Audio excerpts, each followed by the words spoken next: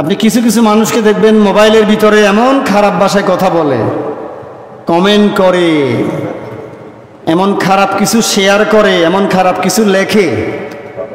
তো মানুষ কি শুধু মুখ দিয়ে কথা বলে? মানুষ কি শুধু মুখ দিয়ে কথা বলে? মানুষ মোবাইল দিয়ে কথা বলে, মানুষ ঘরের ভিতরে কথা বলে, মানুষ বাইরে কথা বলে, মানুষ বাজারে কথা বলে, মানুষ চিঠির ভিতরে কথা বলে, মানুষ লেখার মাধ্যমে কথা বলে, বলে না? তো যত রকমের বলা আছে মোবাইলে, কাগজে, চিঠিতে, সব জায়গায় আমাদের ব্যবহার কি হইতে হবে? সুন্দর হইতে হবে। আপনি কেমন মানুষ এগুলি আপনার বাহ্যিক আচরণে নয়, শুধু ভিতরেও প্রমাণ করতে হবে যে আমি ভালোবাসায় কথা বলি, ভালোবাসা ব্যবহার করি। সূরা লোকমান, কোরআন শরীফের একটি বিখ্যাত সূরা। কোন সূরা বলেন তো? সূরা লোকমানের ভিতরে আল্লাহ তাআলা আমাদেরকে আদব কায়দা, সুস্বভাব, সদাচরণ, সুন্দর ব্যবহার, সুন্দর ভাষা, এগুলি আল্লাহ আমাদেরকে শিক্ষা দিয়েছেন। আল্লাহ বলছেন, লোকমান আলাইহিস সালাম তার ছেলেকে যে উপদেশ দিয়েছেন কিভাবে কথা বলতে হবে, ব্যবহার করতে হবে, কি আমল করতে হবে, কি কি স্বভাব থাকা উচিত একজন মুমিনের কাছে, হযরত লোকমান তার ছেলেকে যে নির্দেশ দিয়েছেন, এগুলি কিন্তু আমাদের আজকের আলোচনার সাথে সামঞ্জস্যশীল। সূরা লোকমানের ভিতরে আল্লাহ তাআলা বলছেন, ইয়া বুনাইয়া আকিমিস সালাত, হে প্রিয় সন্তান তুমি নামাজকে কায়েম করো। ওয়া'মুর বিল মা'রুফ, সৎ কাজের আদেশ দাও। ওয়ানহা আনিল মুনকার, অসৎ কাজে বাধা দাও। অসবির আলা মা আসাবাক, বিপদে আপদে কষ্টে ধৈর্য ধরো। ইন্না যালিকা মিন আজমিল উমুর, নিশ্চয়ই উহা দৃঢ় সংকল্পের কাজ। ওয়ালা তুসাইর খাদ্দাকা লিন্নাস, আর তোমরা তোমাদের গাল, তোমাদের জিহ্বা, তোমাদের মুখ বাঁকা করে, মুখকে ভিন্ন রকম করে, অবজ্ঞা করে, অন্যকে অবহেলা করে কথা বলিও না। আমরা যখন মুখের একটা মোড় আছে না, নাকি নাই মোড়? মুখ দেখলে বহুত মানুষ চিনে যায় যে কি জাতীয়, ঠিক কিনা বলেন না? তোমরা তোমাদের গালকে, মুখকে এমনভাবে করো না মানুষকে অবজ্ঞা করে, নোংরা ভাষায় অবজ্ঞা করে, অবহেলা করে তোমরা মুখ দিয়ে কথা বলো না। ওয়ালা তামশি ফিল আরদি মারাহা, তোমরা যখন জমিনে হাঁটো তখন তোমরা উদ্যত বিচরণ, কি বিচরণ? উদ্যত, অহংকার, একেবারে নিজেকে বড় মনে করে এইভাবে উদ্যত বিচরণ করো না, চলাফেরা করো না। ইন্নাল্লাহা লা ইউহিব্বু কুল্লু মুখতালিন ফখুর, আল্লাহ তাআলা অহংকারী, উদ্যত স্বভাবের মানুষদেরকে পছন্দ করেন না। ওয়াকসিদ ফি মাশিয়িক, তোমরা তোমাদের কদম দেওয়ার সময়, হাঁটার সময়, চলার সময় তোমাদের কদমকে সংযত করো। পা আছে বিদায় যেমনে তেমনি হাঁটা যাবে না। অনেক মানুষ পা দিয়ে এমনভাবে হাঁটে যেন মনে হয় মাটিকে যেন সেদা করে ফেলবে। এরকম গাদ্দার লোক আছে নাকি নেই?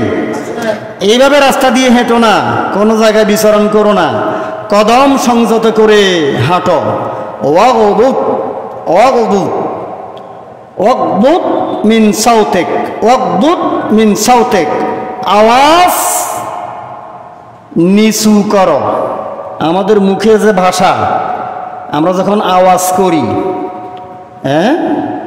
কথার আওয়াজে বোঝা যায় আপনি কোন বংশের লোক, কোন জাতের লোক, কোন আচরণের লোক, কোন ধাঁচের লোক, ভদ্র না অভদ্র, কি জাতীয় লোক, এটা কথার আওয়াজে বোঝা যায়। এজন্য আল্লাহ বলছে ওয়াগদুদ, নিচু করো, মিন সাউতিক, তোমার কথার আওয়াজ। অনেক সময় গলায় দিলে বোঝা যায় যে কি জাতের মানুষ, আছে কিনা বলেন না?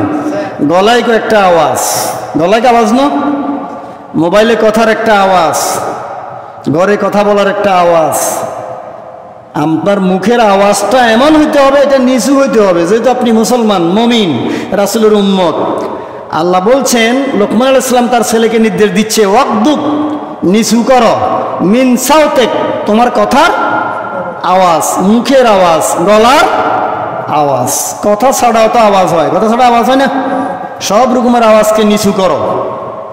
ইন্না আনকারাল আসওয়াতি লাসাউতুল হামির, আওয়াজের ভিতরে নোংরা আওয়াজ, নিকৃষ্ট আওয়াজ, অপ্রীতিকর আওয়াজ, যে আওয়াজটা মানুষ পছন্দ করে না, ওইটা হইল গাদার আওয়াজ। কিসের আওয়াজ?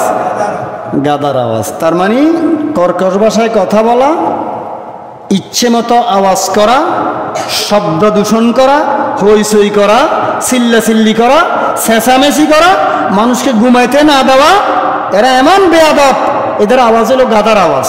কিসের আওয়াজ বলেন না? কথাটা কার? আল্লাহর। লোকমান আলাইহিস সালাম তার ছেলেকে বলছে এই কথাগুলি, কোরআন শরীফের সূরা লোকমানে এসেছে। নিশ্চয়ই আওয়াজের ভিতরে অপ্রীতিকর আওয়াজ, কার আওয়াজ? গাদার আওয়াজ। দেখছেন, অভদ্র লোককে আল্লাহ তাআলা, অভদ্র লোকের আওয়াজকে, যারা অসৎ ব্যবহার করে, ভাষা সুন্দর নাই, জিহ্বা দিয়ে যে উচ্চারণ করে, এই আওয়াজকে বলা হচ্ছে গাদার, গাদার স্বর, গাদার আওয়াজ বলা হচ্ছে। নাউযুবিল্লাহি মিন যালিক। আল্লাহ তাআলা আমাদেরকে, আমাদের উচ্চারণ, আমাদের শব্দ, আমাদের আওয়াজ যেন আমরা সুন্দর করি, ভদ্র করি, নরম করি। আল্লাহ যেন তৌফিক দান করো। জোরে বলি আমিন। রাতের বেলায় বিয়ে শাদিতে, বিভিন্ন আয়োজনে মানুষকে ঘুমাইতে না দেওয়া, ডাকডোল বাজানো, ডোল তবলা বাজানো, এটা কি আওয়াজ না? হ্যাঁ, এরও এক ধরনের গাদা, মানুষকে ঘুমাইতে দেয় না। মানুষের স্বাস্থ্যের ক্ষতি হয়, শিশুদের ক্ষতি হয়, অনেকের ক্ষতি হয়। এরকম আওয়াজের ব্যাপারে সাবধান। ঘরের ভিতরে ছোট বাচ্চারা ঘুমায়, আপনি এমনভাবে আওয়াজ করবেন না যাতে বাচ্চার অসুখ হয়ে যায়। বেশিরভাগ বাচ্চাদেরকে হুজুরদের কাছে সারাইতে নিয়ে আসে, কয় যে হুজুর এত লাভ দিয়ে উঠে। কেন লাভ দেয়? নিশ্চয় ঘরের ভিতরে এমন আওয়াজ করা হয়েছে, ওই আওয়াজে যে লাভ দিছে, আওয়াজ এটা আর বন্ধ হবে না। ঠিক কিনা বলেন না? ছোট বাচ্চা যাদের ঘরে আছে, অসুস্থ লোক আছে, তাদের জন্য আওয়াজ নিচু করা আরো বেশি দরকার। এমনি তো আওয়াজ ছোট করবেন, রুগী থাকলে, শিশু থাকলে আরো কি থাকতে হবে? সতর্ক থাকতে হবে আওয়াজ করার সময়। গান বাজানো, ডোল তবলা বাজানো, ডাকডোল বাজায় দেওয়া, ডেকসেট বাজিয়ে দেওয়া, মুখ দিয়ে জোরে কথা বলা, গালাগালি করা, ঝগড়া করা, হইচই করা, এ ব্যাপারে সাবধান থাকবেন। এমনি কথা বলতে হবে, সুন্দরভাবে কথা বলতে হবে। আল্লাহ সুবহানাহু ওয়া তাআলা আমাদেরকে তৌফিক দান করুক, আমরা যেন সুন্দর ভাষায় কথা বলি। রাগ, ক্ষোভ, অভিমান, আবেগ, মানুষ হিসাবে এগুলি আমাদের কাছে থাকবেই। কিন্তু রাগ করতে গিয়ে এমন রাগ করা উচিত না, বিনা কারণে বউ তালাক দিয়ে দিলেন। এমন রাগ করা উচিত না, মায়ের উপরে হামলা, বাপের উপরে হামলা। গত পরশু একজন মা আমার কাছে অভিযোগ করেছে, আমার ছেলে আমার মেরেছে করবে, আমার কাছে আসি বলছে। এটা আমাদের মিরেশ্বরের ঘটনা। এই ছেলেরা বাপকে মারে, মাকে মারে। এমন রাগ উচিত না যে বাপের উপর হামলা করলেন, মায়ের উপর হামলা করলেন, বউকে মারলেন, রক্ত বের করে ফেললেন, তালাক দিয়ে দিলেন। এই জাতীয় রাগের কোনো মূল্য। এই জন্য মনে হয় বিভিন্ন জায়গায় লিখে দেওয়া হয়, রেগে গেলেন তো হেরে গেলেন। কোনো কোনো জায়গায় রাগের দরকার আছে, কিন্তু বিনা প্রয়োজন ক্ষতিকর রাগ ঠিক না। এই জাতীয় রাগকে দমন করার জন্য নবীজি বলেছেন। তো সুতরাং আমাদেরকে এই জাতীয় রাগ থেকে নিজেকে কন্ট্রোল করতে হবে। ক্ষোভ, যেখানে সেখানে ক্ষোভের প্রয়োজন নাই। ন্যায়সঙ্গত ক্ষোভ, অন্যায়ের বিরুদ্ধে ক্ষোভ, প্রতিবাদ, প্রতিরোধ, প্রতিবাদ, ক্ষোভ, এগুলি থাকবে। কিন্তু অন্যায়ভাবে ক্ষোভ, যেভাবে সেভাবে ক্ষোভ ঠিক না। আন্দাজি কারো উপরে অভিমান করা আছে কিনা? অভিমান, অভিমান করে স্বামীর ভাত খায় না, স্বামীকে সন্দেহ করেছে, এরকম বউ আমাদের সমাজে আছে নাকি নেই? স্বামী অভিমান করছে, বউয়ের সাথে কথা বলে না বছরকে বছর। আমি জানি, আমার কাছে বলছে যে আমি আমার বউয়ের সাথে গত 2 বছর কথা বলি নাই, ছাড়িয়ে দেয় নাই, কথাও বলে না। বউ স্বামীর সাথে থাকে না, কথাও বলে না, এরকম বছরকে বছর চলে গেছে। এরকম বহু বিচার, বহু কথা আমার কাছে অভিযোগ আসছে, আমি জানি। এগুলি কি উচিত? এরকম আছে, আপনি তালাশ করলে পাবেন, গ্রামে গঞ্জেও আছে। সংসার করতেছে কিন্তু একসাথে থাকে না, কথা বলে না, অভিমান, রাগ, অহেতুক সন্দেহ আছে কিনা? সন্দেহ, বউরে সন্দেহ করছে কোনো কারণে, অথচ বউয়ের কোনো দোষ নাই। বউয়ের স্বামীকে সন্দেহ করেছে, আসলে স্বামীরা কোনো দোষ নাই। এরকম উল্টাপাল্টা সন্দেহের কারণে, অভিমানের কারণে বহু ঘর ভেঙে যায়, বহু ক্ষতি হয়ে যায়।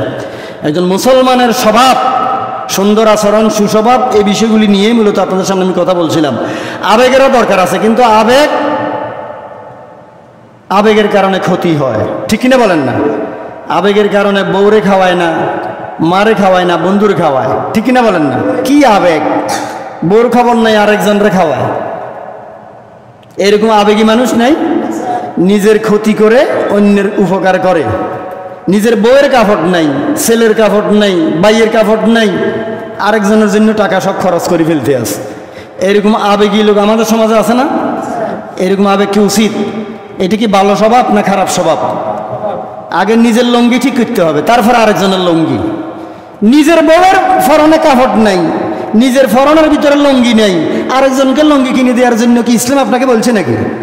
এই জাতীয় আবেগ ভালো না, এই জাতীয় আবেগ ভালো না। সুতরাং এগুলি খেয়াল করতে হবে। ইসলাম দেউলিয়া হওয়ার জন্য কাউকে বলে নাই, আবেগেরও একটা সীমা আছে।